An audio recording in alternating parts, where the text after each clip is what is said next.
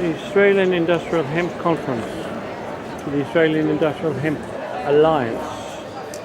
This the stuff that came through our decorticator, Adrian's decorticator, comes through first in this system, and after a few more processes comes through on this, and that's a sample jumper that was all put together by one of the millers.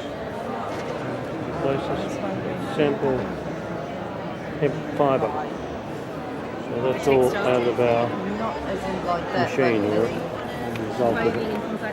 And fabric. Hemp Alliance, Mr. Charles Kovess and Mr. James Vosper.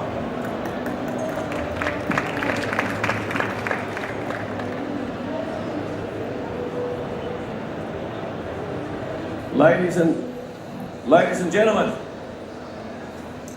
I am Charles Kovess. I'm here in two capacities. One as the Secretary of the Australian Industrial Hemp Alliance, Australia's only national hemp association, and I'm CEO of Textile and Composite Industries. I'm talking to you today for 20 minutes, and then I'll be followed by James Vosper, the President of the Australian Industrial Hemp Alliance. I'm talking to you today on the crucial links between human freedom and industrial hemp. So the panel discussion that was on here before was a useful precursor into, hey, what do we need to do so that you are free to live life how you want to live it? I'm going to tell you a story about how I got into hemp, about why hemp is so linked to human freedom, and to inspire you in your journey. For 10,000 years, people have known about industrial hemp. Those of you who are here, some of you, how many of you have owned something made of hemp, clothing? Who hasn't? Okay, so most of you know a little bit, but hemp clothing, James is going to tell you something about the hemp t-shirt that I'm wearing. But hemp and human freedom are incredibly linked, and I'm going to tell you why. Textile and Composite Industries came into being because of this crucial factor. Now, hemp will produce food, clothing, shelter. The founder of Textile and Composite Industries, Adrian Clarke, who died 2 years ago in October 2015, he went on a journey to discover what is needed for human freedom. What are the secrets to human freedom to each one of you living life as you want to live it? And the question before that is, why is freedom relevant? What I put to you is that what makes us human is freedom. Animals are not free. Animals are driven by instinct. Their behaviour has not changed in the last 100,000 years. You have freedom. Now, how do we guarantee that? Because the role of government is to limit your freedom. I used to be a lawyer. There are lawyers in this room, I know. I've recovered from being a lawyer. I practiced law for 20 years. I was a tax lawyer. Government is constantly trying to take away your freedom through legislation. The incredible increase in legislation over the last 30 years is all limiting your freedom. If you listen to the radio, it's talking about the government should do something about that. Now, if you let government control your life, you give away your freedom. So Adrian Clarke says, how do we guarantee freedom? And he found this. The key to human freedom is successful, profitable family farms. Successful, profitable family farms. Just imagine if all farming in Australia was run by major corporations and all of you lived in the city and you relied on these major corporates to send the food to the city to feed you. You lose your freedom. So Adrian says, what is the key to successful, profitable family farms? And he said hemp, industrial hemp, non-drug hemp. And so he says, why don't people grow hemp? Why don't farmers grow hemp? There was one answer: the problem of decortication. Now, who does not know what decortication is? Just be brave. Excellent, I'll explain that to you, because this is the key. So Adrian Clarke in 1994 says, gosh, why don't people grow hemp? Because they don't know how to decorticate. So I'm going to take you on this journey.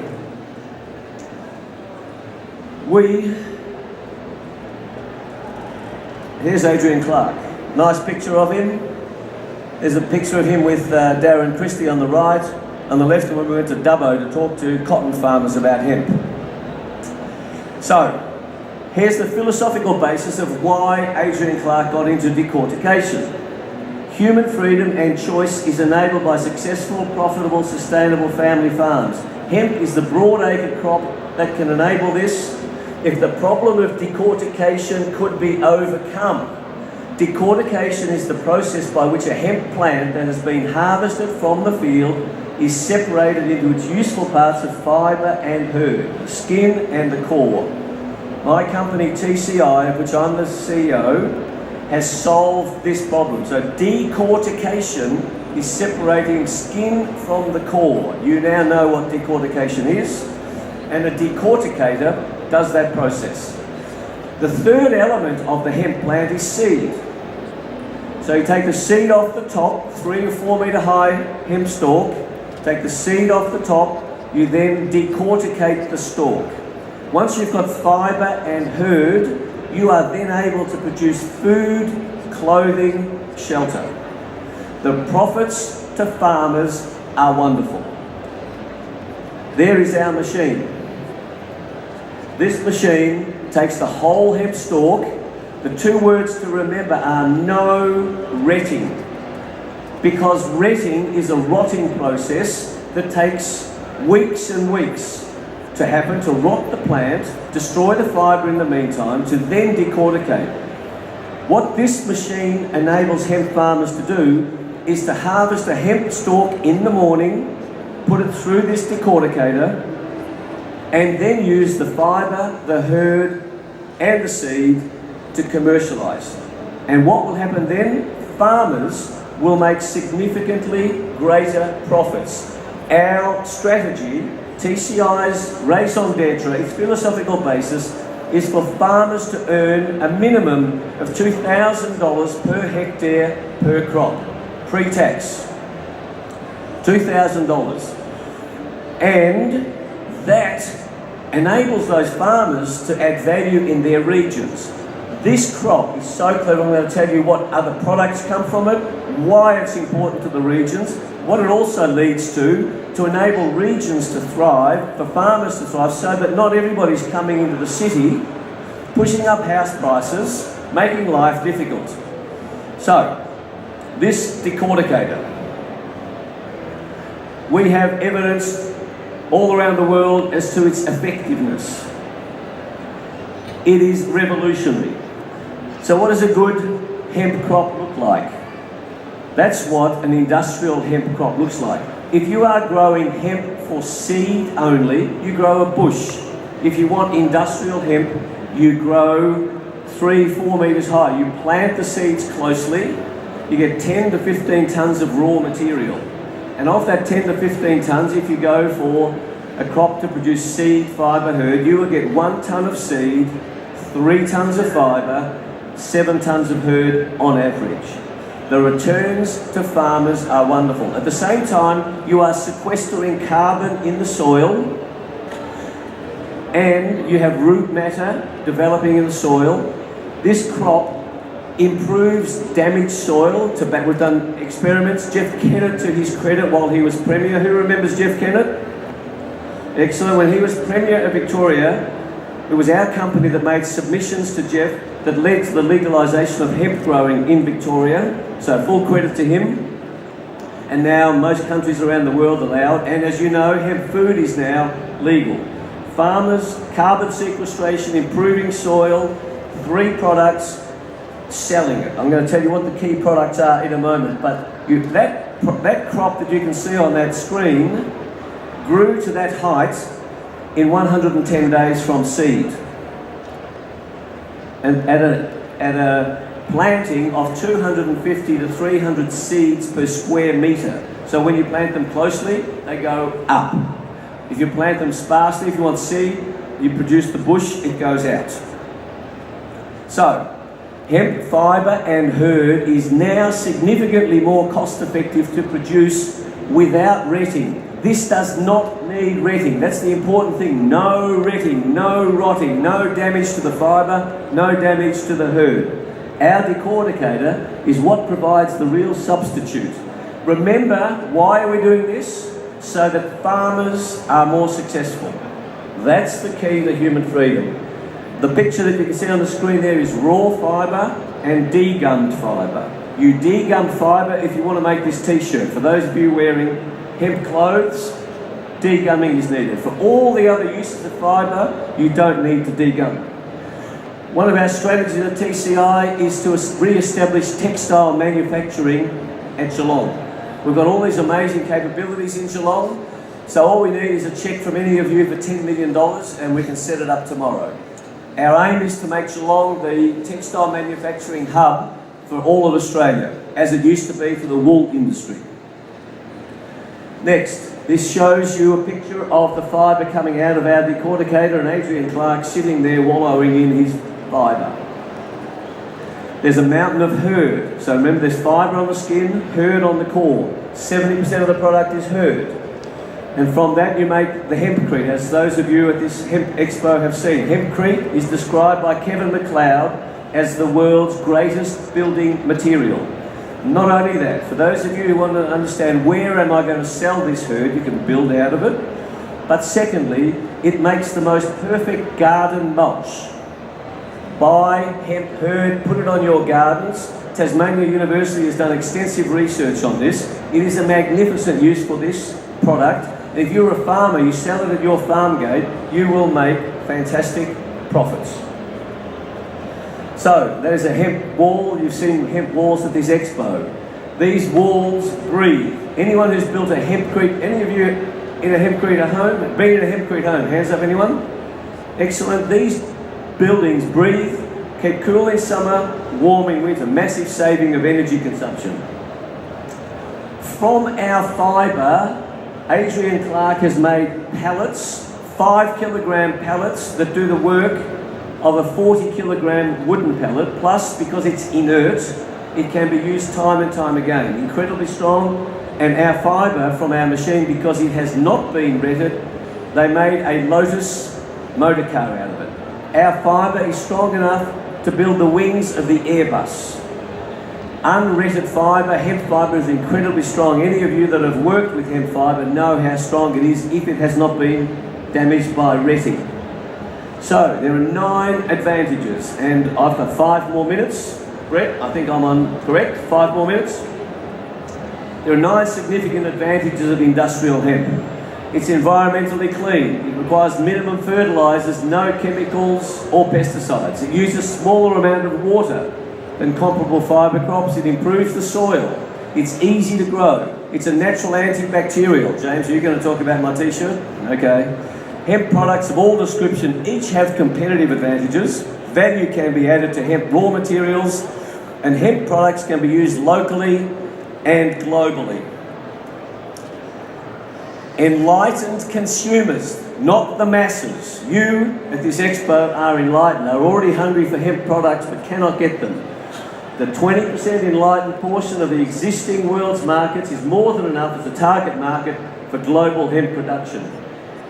Successful competition against all other products requires 5 strategic initiatives. Here they are. Number 1, generate market demand for hemp rather than farmer push. What that means is this. Our strategy is to get major corporates wanting to buy hemp raw materials. We will drive the whole supply chain.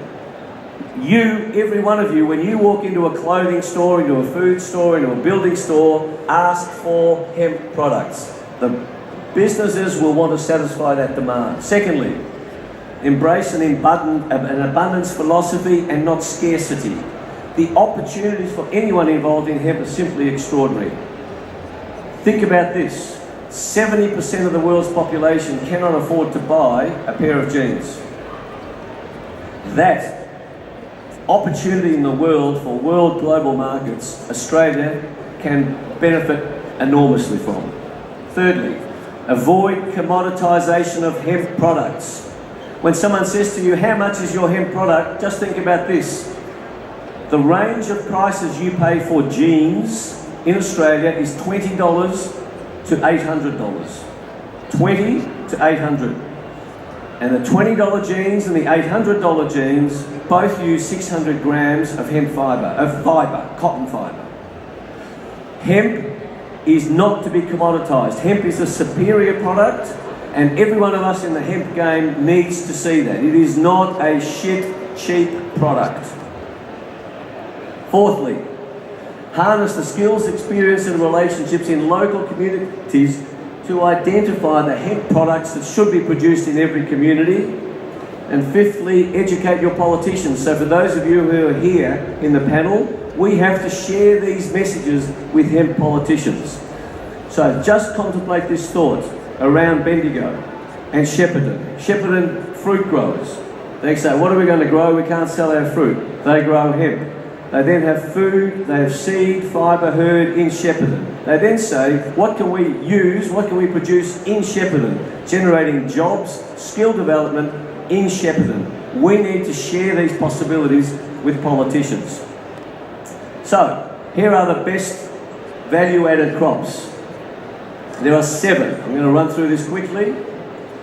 Fibre for clothing, textiles, fibre for weed matting. It's unbelievable. When you come to our stand at the Australian Industrial Hemp Alliance, and by the way, I want you all to join the Australian Industrial Hemp Alliance, we will show you pictures of this. Weed matting can take black plastic out of the environment. Thirdly, herd for building. Fourthly, wool blend textile materials. Herd for horse bedding and poultry bedding. Seed, obviously for all those benefits.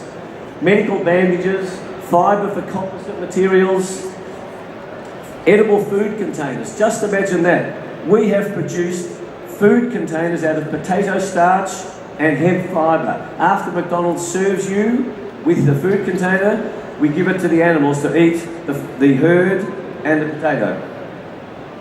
Paper, ropes, baling, tie and string. An extraordinary range of possibilities. Each community produces where its skills lie. Is our decortication technology that enables farmers to make profit on the land. If farmers make profit on the land, regions flourish. We don't all move to the city. Those farmers can tell governments to get stuffed. Tell politicians to not take away our freedom. And when politicians realise that, this is a crucial element in you being able to live life how you want to live it as a human being, to create the life that you want. That's what it means to be human. That's why I'm passionate about hemp. That's why I'm passionate about sharing this message. That's why I'm CEO of TCI with this amazing decortication technology that's the best in the world, that enables farmers all around the world. We're having conversations with people from Hungary to Slovakia to Poland to the Caribbean to Thailand to America to Canada to Uruguay. Hemp is a global agribusiness opportunity. Australia's opportunity, the economic possibilities for us are wonderful. So, Textile and Composite Industries, I'm Charles Kovess. I'm Secretary of the Australian Industrial Hemp Alliance. Come to our stand, join our alliance. Thank you for your attention. And now let me introduce to you, thank you for listening, James Vosper, who's going to share the next part of this extraordinary journey on the economic possibilities for hemp. James Vosper is the President of the Australian Industrial Hemp Alliance. Please welcome him.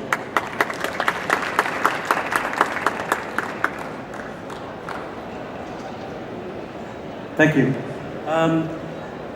How many people in the room have heard of the blue economy? Okay, more than I expected. The reason that I talk about the blue economy is that the green economy suggested that you pay a premium for doing the right thing.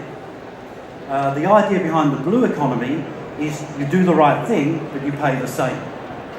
So that, for example, you find different income streams where there was a monoculture, and you actually produce more goods from the same amount of land. Hemp fits in with the blue economy very well, because there's a lot of ways that you can actually make money out of hemp.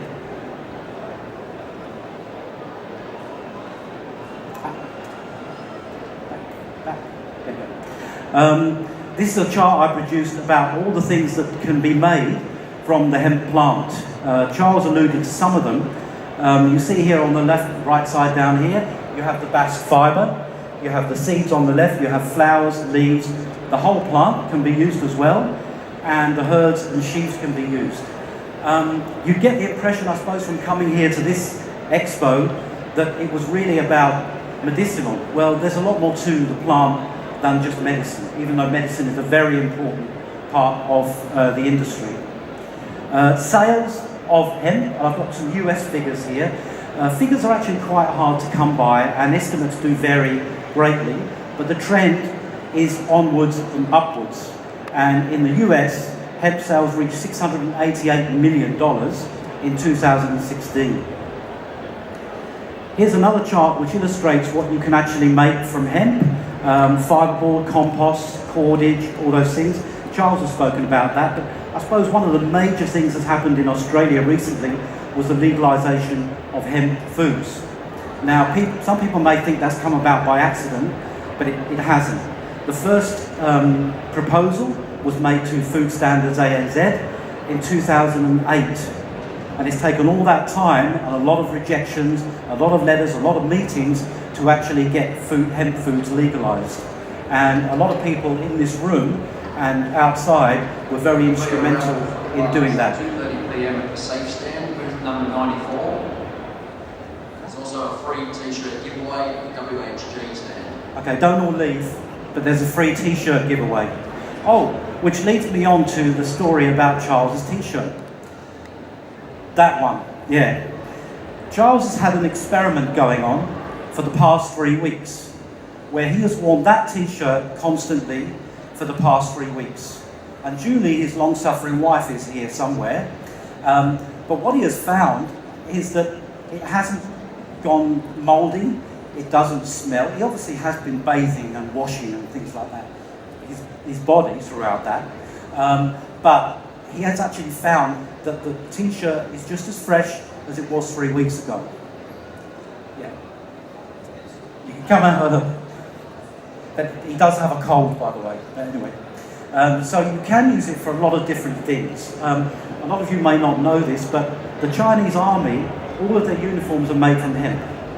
And one of the great things about that is that if they actually get injured, they don't get a secondary infection. Quite often in battle, the infections that people got from wounds was what killed them, rather than the actual shot itself. The other thing I want to point out is that the future for hemp is very bright, and it covers all sectors. You'll see on the left, industrial applications for hemp, 32% of the market, 11% food, 25% hemp CBD, 14% personal care. So you can actually use it in a lot of different ways, and 12% in textiles and 4% in supplements. So if you think it's all about medicine, you need to think again, because there are other sides to the hemp market which outweigh medicine, manyfold. The other thing about the benefits to farmers that Charles did touch on is that it's actually very, very good at absorbing carbon. Each hectare of hemp absorbs 20 tonnes of carbon from the air. If you then make that into hempcrete, that hempcrete undergoes a process called carbonisation, and it continues to absorb CO2 for 100 years. Okay, so it's a very, very good product for the environment. And as I said, 22 tonnes of CO2 per hectare matures in 90 days. So you cut it down, turn it into something. So it's not like forestry, where you get carbon credits, but the trees take 30 years to mature. It's pest resistant, cleans the soil. We're actually dealing with some mining companies at the moment where they're giving back land to indigenous groups, and we're looking at planting hemp to clean those soils so they can actually plant a follow-on crop. Australia is unique. Australia, we have 50% of the world's organic land. And we can export our produce to Asia, especially.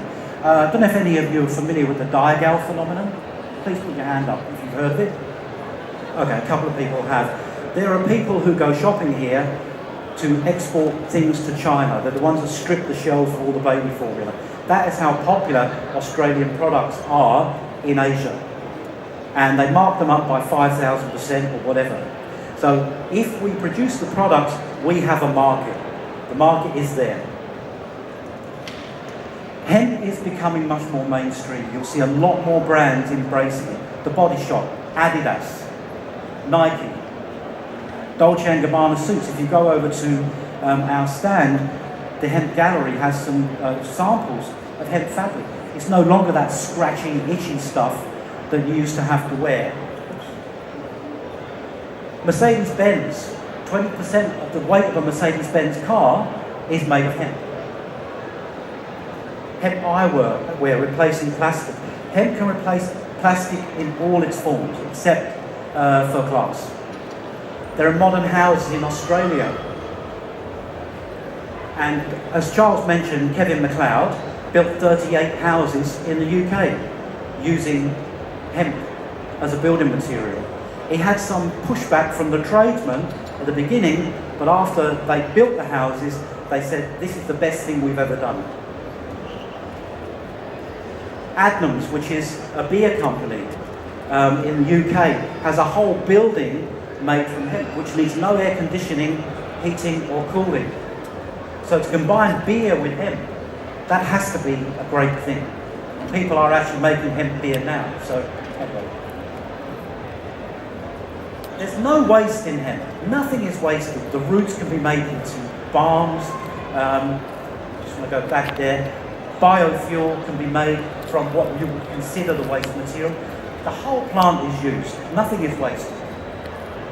This is one of the most exciting things going on at the moment. Hemp fibre is more efficient when used in batteries and can replace graphene sheets.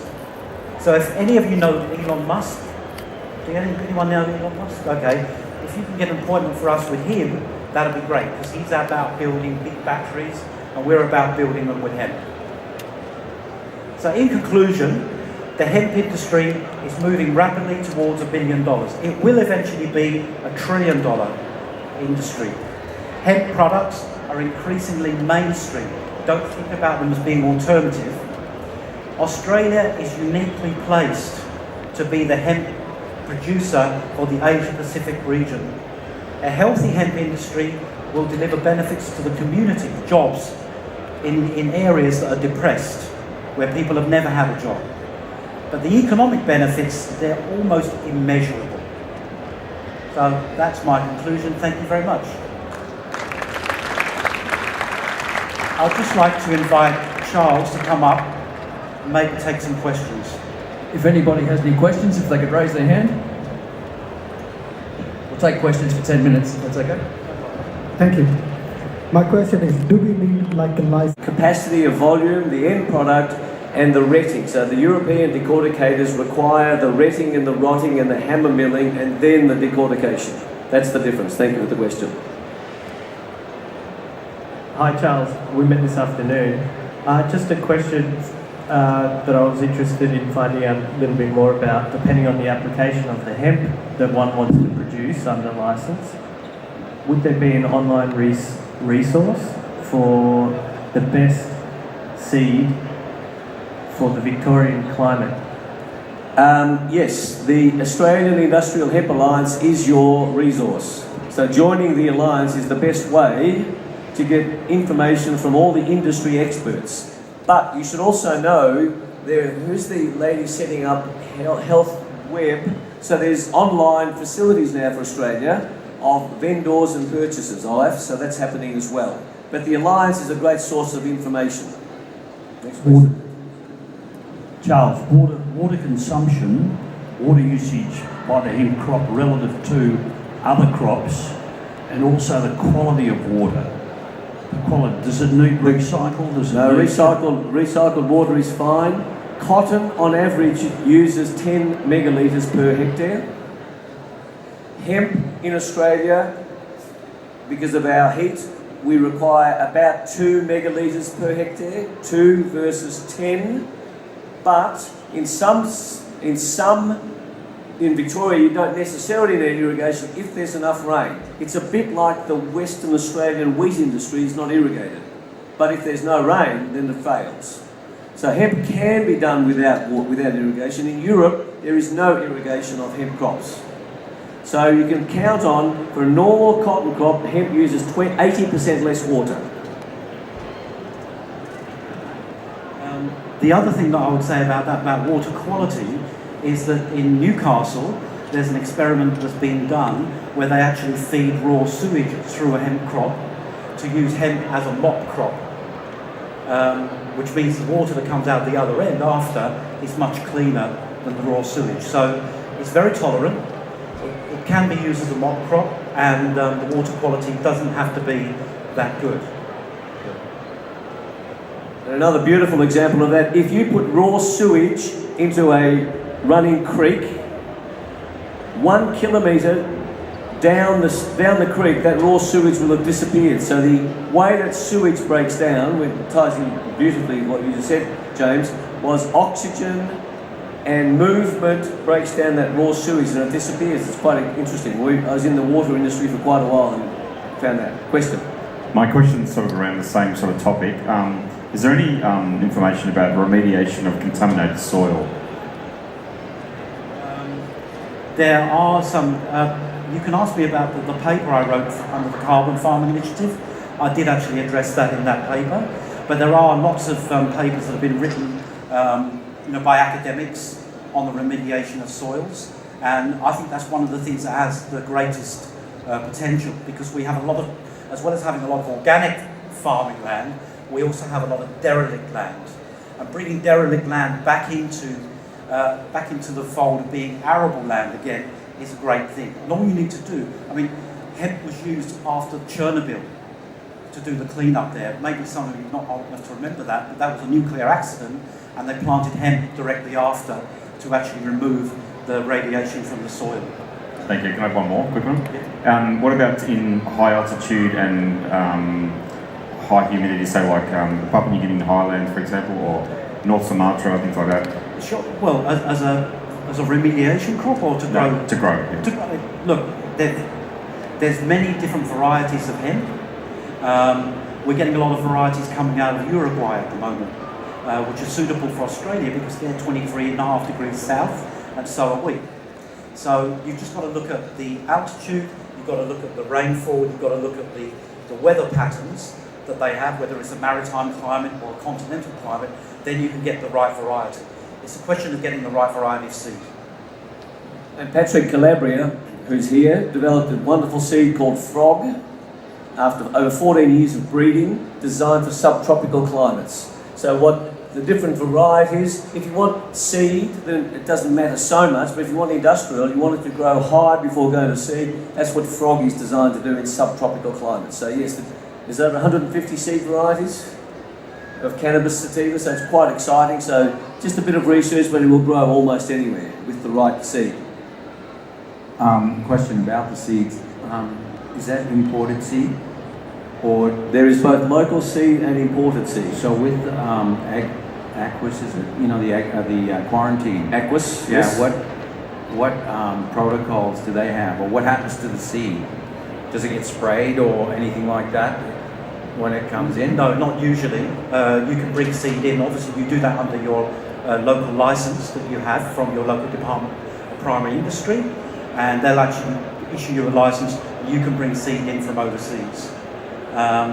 The only thing you can't do is you can't bring in seed from countries where cannabis or hemp is not federally legal. So you can't bring in seed from the US, but you can bring it from Canada. You can bring it from Jamaica, and it could be a company that's taken seed from the US to Jamaica and then you're importing it from there. But yes, you can bring in seed and you can propagate crops and it won't be irradiated. Okay, and just the last question, how much does your machine, the decorticator, how much does that cost? Cheap. for the return on investment, $350,000. We make it in Geelong to order. It will process between 1 and 2 tonnes of hemp stalk per hour, so between 5 and 10,000 tonnes per annum. So the return on investment is extraordinary. It's wonderful. And yes, available on order, 14 weeks to make. So we build to order. And for small farmers, cooperatives are the solution for machines that cost $350,000. So Darren Christie in Geelong is setting up a Gippsland Farmers Cooperative. So that machine that you saw there is now based in Morwell for farmers. So farmers in Gippsland have got that decorticator available. Any moving, like, is it robust? Does it need much maintenance, or? It's wonderful. Yeah. Okay. Yeah. But not only is it wonderful, what's exciting about it, it's not designed to be in the field. You harvest that stalk, bring it to the machine undercover, but the machine can be moved, dismantled in half a day, put on the back of a 3-tonne tilt tray truck and driven up the road half a day, set up again. So it's really quite movable, but operate undercover. Why undercover? Because the one thing that we haven't talked about, James and I, the fibre is valuable, the herd is valuable, the seeds are valuable. The leaves are not allowed to be fed to animals yet, but will be. But through the decortication process, we also produce dust. Now think about dust. If you have a look at Hemp Fusion stand here with the amazing composite materials made out of micro elements of hemp, that hemp dust is extraordinarily valuable. So we want to do that inside. That dust becomes a valuable resource. Fantastic. Please thank our 2 expert speakers, Mr. Charles Kovess and Mr. James Vosper. On we go, hempsters. Let's go. Thank you, Brett.